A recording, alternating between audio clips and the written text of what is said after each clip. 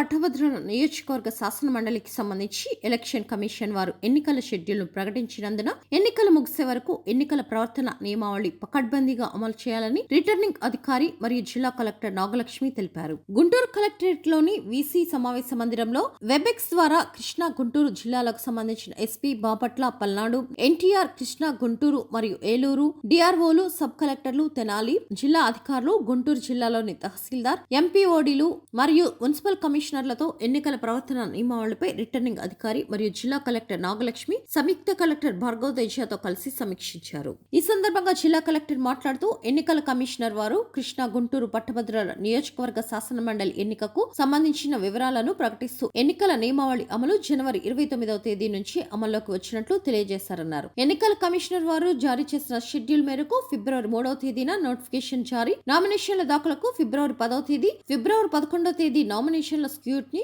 ఫిబ్రవరి 13వ తేదీన నామినేషన్ల ఉపసంహరణ, ఫిబ్రవరి 27న ఓటింగ్ నిర్వహణగా తెలిపి ఉన్నారు. ఈ ఎన్నికలు ఉదయం 8 గంటల నుంచి సాయంత్రం 4 గంటల వరకు ఉంటుందన్నారు. ఓట్ల లెక్కింపు మార్చి 3వ తేదీన నిర్వహించడం జరుగుతుందన్నారు. పట్టభద్రుల శాసన మండలికి జరిగే ఎన్నికలు సజావుగా చేపట్టేందుకు సంబంధిత అధికారులు ముందస్తు చర్యలు పకడ్బందీగా చేపట్టాలన్నారు. ఎన్నికల కమిషన్ సూచించిన ఎన్నికల ప్రవర్తన నియమావళిని తూచా తప్పకుండా అమలు చేయాలని రిటర్నింగ్ అధికారి మరియు జిల్లా కలెక్టర్ నాగలక్ష్మి ఆదేశించారు.